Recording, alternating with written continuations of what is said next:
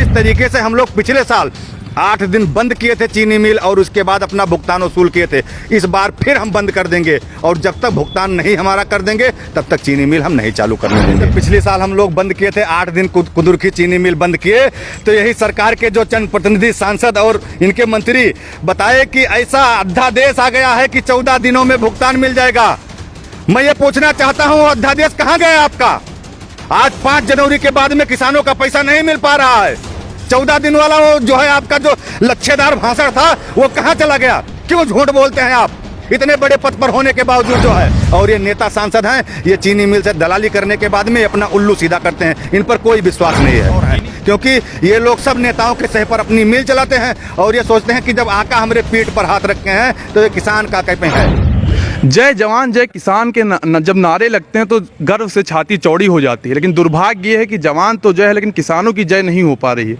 वो किसान जो एक सीज़न पूरे अपने खेतों में मेहनत करता है, पूरे घर परिवार के साथ लग के फसल तैयार करता है, उसके बाद उसको बेचता है, लेकिन दुर्भाग्य ये है कि बेचने के बाद भी अपने भुगतान के लिए उसको लड़ना पड़ता है। पहले खेतों में मेहनत करता है, उसके बाद किसी तरह वो मील तक अपने फसल को पहुंचाता है, उसके बाद भुगतान के लिए भी उसको मील के दरवाजे पे खड़े होकर लड़ना पड़ता है।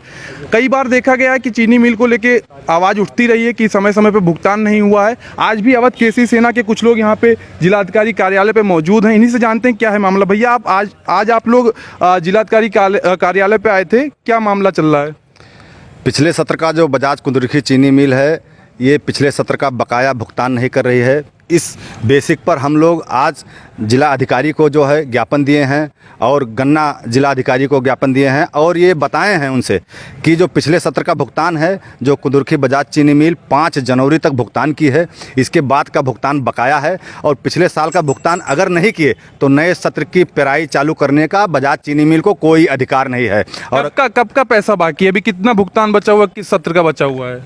पिछले साल 5 जनवरी तक का ये भुगतान किए हैं और 130 करोड़ रुपए के ऊपर अभी बकाया है जो अभी देना है। और जब ये भुगतान कर देंगे तो ये चीनी मिल चालू करें, और अगर ये भुगतान बजाज कुदुरखी चीनी मिल नहीं कर रही है तो चीनी मिल चालू करने का कोई अधिकार नहीं है। पूरा किसान, पूरे गोंडा के किसान कुदुरखी बजाज चीनी मिल का विरोध करेंगे। और जिस तरीके से हम लोग पिछले साल 8 दिन बंद किए थे चीनी मिल और उसके बाद अपना भुगतान वसूल किए थे, इस बार फिर हम बंद कर देंगे और जब तक भुगतान नहीं हमारा कर देंगे तब तक चीनी मिल हम नहीं चालू करने देंगे। जिलाधिकारी महोदय से आप मिले, क्या आश्वासन मिला है? जिला अधिकारी महोदय ने पूरी गंभीरता के साथ हमारी बात सुनी है और ये आश्वासन दिया है कि इस मामले पे मैं जो है आगे ऊपर अधिकारी से और इसके बाद में जो चीनी मिल प्रशासन है इनसे बात करके और इन पर दबाव बनाता हूं और किसानों का भुगतान जो है कराने में मैं आपकी मदद करूंगा। जो है इतनी बात वो कहे हैं जो है। अच्छा, आप लोग ने किसी जनप्रतिनिधि से कोई कनेक्शन बनाने की कोशिश नहीं की कि आप उनका सपोर्ट लेके सरकार तक अपनी आवाज़ पहुँचा पाएँ?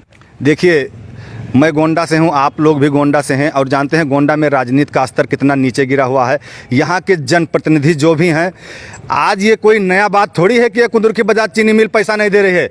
ये जब से मिल ये चालू हुआ है केवल 2 साल ये सही भुगतान की है। इसके बाद में गोंडा की राजनीति इतनी हावी हो गई है कि जितने भी यहाँ के नेता हैं सब कुदुरखी बजाज चीनी मिल से दलाली खाते हैं और कुदुरखी बजाज चीनी मिल के दम पर, ये दलाली के दम पर ये बड़े बड़े होटल, बड़े बड़े स्कूल और बड़े बड़े अपने जो है मकान खड़े करते हैं। ये सब दलाली के पैसे से जो है खड़ा किए हुए हैं, ये सब दबंगई के पैसे से खड़ा किए हैं। ये क्यों बोलेंगे? इनको तो मिल चालू होगी तो इनको मुनाफा आएगा, इनका जन्मदिन आएगा, इनको मोटा पैसा मिलेगा, इनके स्कूल में कोई कार्यक्रम होगा मोटा पैसा मिलेगा। ये काहे को रोकेंगे?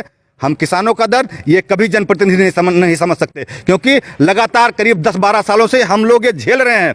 एक साल, 1.5 साल, 2-2 साल हो जाता है और किसान का जो है भुगतान नहीं मिल पाता है। बताइए हम लोग कहाँ से खाएं? हमारे घर में नमक तक की जो है लेने की शक्ति नहीं बचती है। हम लोग कर्जा लेते हैं तब जाके बिटिया का ब्याह करते हैं, केसीसी लेते हैं तब जाके खेती कर पाते हैं। बताइए किस तरीके से हम जो है जब खेती पर ही निर्भर हैं तो हमारे घर का खर्च कैसे चले? बताइए आप। सरकार कई वादे करती कि किसानों के हित में कार्य किया जा रहा है, अलग अलग योजनाएं लाई जा रही हैं, कितने संतुष्ट हैं आप इससे? सरकार की जो योजनाएं हैं, जब पिछले साल हम लोग बंद किए थे 8 दिन कुदुरखी चीनी मिल बंद किए, तो यही सरकार के जो चंद प्रतिनिधि सांसद और इनके मंत्री बताए कि ऐसा अध्यादेश आ गया है कि 14 दिनों में भुगतान मिल जाएगा। मैं ये पूछना चाहता हूँ अध्यादेश कहाँ गया आपका? आज 5 जनवरी के बाद में किसानों का पैसा नहीं मिल पा रहा है। 14 दिन वाला वो जो है आपका जो लच्छेदार भाषण था वो कहाँ चला गया? क्यों झूठ बोलते हैं आप इतने बड़े पद पर होने के बावजूद जो है किसानों को मूर्ख समझते हैं आप जो है। ऐसा अब नहीं चलेगा, किसान समझ गए हैं। ये लगातार करीब 15 सालों से हो रहा है कि जब गन्ना बेच देते हैं तो किसानों को पता नहीं चलता है कि कब उनका पैसा मिलेगा। और ये नेता सांसद हैं, ये चीनी मिल से दलाली करने के बाद में अपना उल्लू सीधा करते हैं, इन पर कोई विश्वास नहीं है। चीनी मिल प्रशासन से आपने बात करने की कोशिश की? चीनी मिल प्रशासन से पिछली बार हम लोग आंदोलन किए तो 20 राउंड की वार्ता हुई, लेकिन चीनी मिल प्रशासन एकदम धूर्त है, मक्कार है, इसकी बातों पर बिल्कुल भरोसा नहीं है। ये आज कुछ कहते हैं और कल करते कुछ और हैं, क्योंकि ये लोग सब नेताओं के सह पर अपनी मिल चलाते हैं और ये सोचते हैं कि जब आका हमारे पीठ पर हाथ रखे हैं तो ये किसान का कहीं है।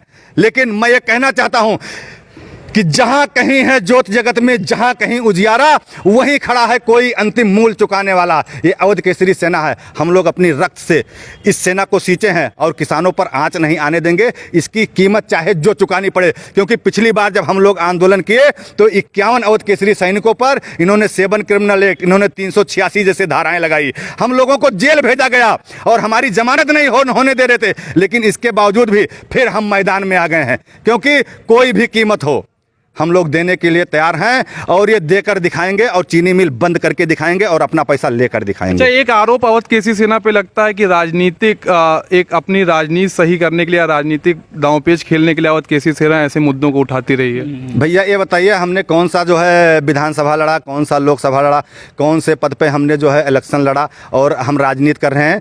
यहाँ पे ऐसा ही होता है। गोंडा में अगर कोई भी लड़का, बहुत से मतलब जो है युवा साथी हैं, या आप घनश्याम शुक्ला जी का उदाहरण ले लीजिए, लाठी जी का ले लीजिए, ओम प्रकाश जी का उदाहरण ले लीजिए, ऐसे तमाम उदाहरण जो समाज के लिए, गरीबों के लिए कार्य कर रहे थे, इनकी हत्या हो जाती है। ये गोंडा है, यहाँ पे आरोप लगेंगे क्योंकि ये जो घटोत्कच टाइप के नेता यहाँ पे बैठे हुए हैं, यही इनका एक्सीडेंट करा देंगे या जेल भिजवा देंगे। मेरे ऊपर 11 मुकदमा लिखाया गया, मुझको 4-4, 5-5 बार जेल भेजा गया। आखिर मैं कोई पाप कर रहा हूं? मैं 1058 यूनिट ब्लड जो है यही गोंडा में हम लोगों ने डोनेट किया। क्या पाप किया? जिला अधिकारी महोदय, सीएमओ जो है, भाजपा के जो मंत्री राम कुमार चौहान, ये सब अवध केसरी सेना को सम्मानित कर चुके हैं। अभी जो श्री राम ग्लोबल अवार्ड है उसमें 76वां स्थान जो है अवध केसरी सेना का आया है। 149 लोग सम्मानित होंगे जिसमें 76वां स्थान अवध केसरी सेना का है।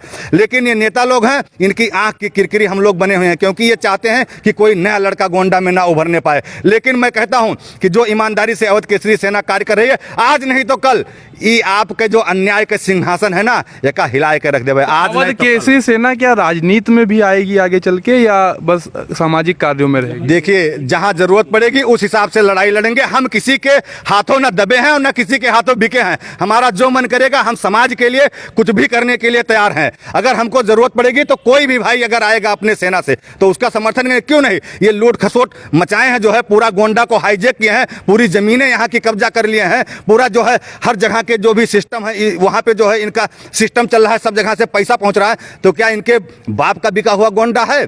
ऐसा कदापि नहीं चलने देंगे हम लोग। अगर जरूरत पड़ी तो बहुत से भाई हैं जो राजनीति में अच्छा कर रहे होंगे, उनका समर्थन करेंगे, क्यों नहीं करेंगे। अच्छा, ये जो किसान वाला मुद्दा आपने चीनी मिल का उठाया, भुगतान नहीं हुआ, आज आपने यहाँ पे ज्ञापन दिया, कुछ आश्वासन मिला होगा। अगर कार्यवाही नहीं होती है तो आगे की क्या रणनीति रहेगी अवध केसरी सेना की? देखिए, इस पर हम लोग फिर पुनः बैठक करेंगे। अभी हमारी जो है परसों के दिन बैठक थी और इस पर बैठक करेंगे और फिर विचार करेंगे, क्योंकि हम लोग बिना रणनीति बनाए कोई कार्य नहीं करते हैं। अगर ये भुगतान नहीं किए तो फिर वही चीज़ है कि हम लोगों को जो है रोड पर उतरना पड़ेगा, चीनी मिल के गेट पर फिर हमको बैठना पड़ेगा और अपने हक के लिए हमको चीनी मिल बंद करना पड़ेगा। चाहे ये मुकदमा लिखें, चाहे लाठीचार्ज करें, चाहे गोली मारें, कुछ भी करें, फिर हम अपना ज़बरदस्ती हक लेंगे। आपने देखा कि अवध केसरी सेना के अध्यक्ष हैं, इन्होंने खुली चेतावनी दी कि अगर भुगतान समय से नहीं होता तो ये नया सत्र नहीं चलने देंगे। जिस प्रकार से पिछले साल इन्होंने विरोध किया था, दोबारा से ये किसानों के साथ सड़कों पे आके विरोध जताएंगे। आप देखते रहिए इंटरनेट की आवाज़।